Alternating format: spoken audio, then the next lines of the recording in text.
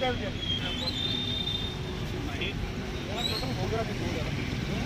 रस्ते क्लिअर होते, फक्त हा मागचा रस्ता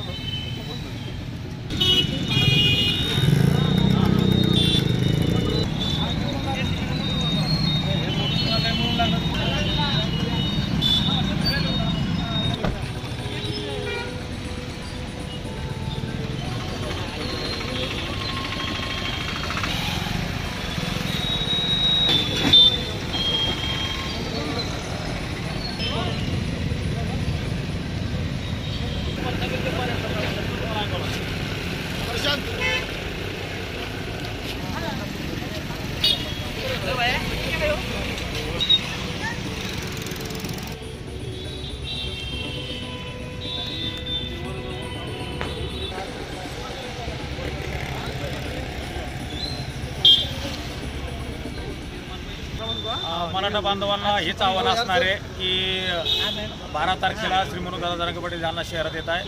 तर त्यांनी इथं 10 वाजता आपल्याला छत्रपती संभाजी महाराज पुतळ्यावरून या शांतता रॅलीला सुरुवात होणार आहे. त्यामुळं गावातून निघण्याचं नियोजन निश्चित प्रकारे आपण इथं 10 वाजेपर्यंत कसं पोहोचू या संदर्भात करावं. त्याचबरोबर येताना डबा, छत्री, रेनकोट जे काही असेल, कारण पाऊस जरी असला तर आपली रॅली होणार आहे.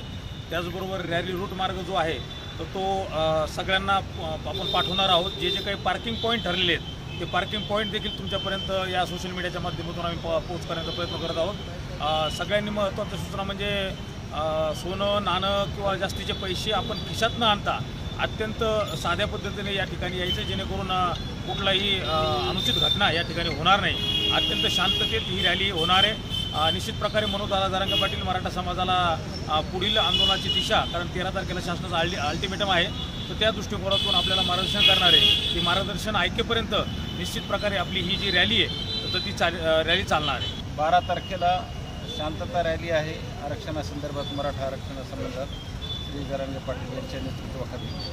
आणि तिचा रूट जो आहे छत्रपती संभाजी महाराज पुतळा मोतीबाग ते छत्रपती शिवाजी महाराज पुतळा असा मार्ग राहणार आहे. आम्ही संयोजकांबरोबर आज त्या मार्गाची पाहणी केलेली आहे. पार्किंगची व्यवस्था कुठे करायची आहे त्याबद्दलही आम्ही नियोजन केलेलं आहे. त्याचबरोबर येणाऱ्या जनतेची गैरसोय होऊ नये अशा दृष्टीने पार्किंग आणि रॅलीची सुरुवात आणि शेवट असं निश्चित करण्यात आलेलं आहे. त्याचबरोबर मार्गावर 3 ते 4 ठिकाणी आपण मोबाईल टॉयलेट्स पण ठेवणार आहोत. येणाऱ्या महिला आणि जी मंडळी आहेत, पुरुष मंडळी, त्यांच्या सोयीकरता. आणि एकूणच त्याचं मायक्रो प्लॅनिंग आम्ही आजपासून सुरुवात केलेली आहे. कालही एक आमची बैठक झाली होती. आज प्रत्यक्षात फील्डवर आम्ही त्याचं मायक्रो प्लॅनिंग केलेलं आहे. आणि या सर्व गोष्टी आहेत प्रायमरी स्तरावर आहेत. आम्ही आज संध्याकाळपर्यंत किंवा हार्डली उद्यापर्यंत या गोष्टी सर्व फायनल करणार आहोत. आणि ही रॅली कुठल्याही प्रकारची गैरसोय न होता, गडबड गोंधळ न होता अगदी शांततेत कशी संपन्न होईल त्या दृष्टीने आम्ही प्रयत्न करत आहोत. पोलीस बंदोबस्त आम्ही जिल्ह्यातून मागवणार आहोत. मोठ्या प्रमाणात आम्ही पोलीस बंदोबस्त या ठिकाणी ठेवणार आहोत. त्याचंही नियोजन आमचं सुरू आहे. स्वतंत्रपणे वाहतुकीचं नियमन आणि वाहतुकीची व्यवस्थेमधले बदल आणि पार्किंग हा फोकस पॉईंट राहणार आहे आमचा बंदोबस्ताचा. आणि त्या दृष्टीने आमचं नियोजन सुरू आहे.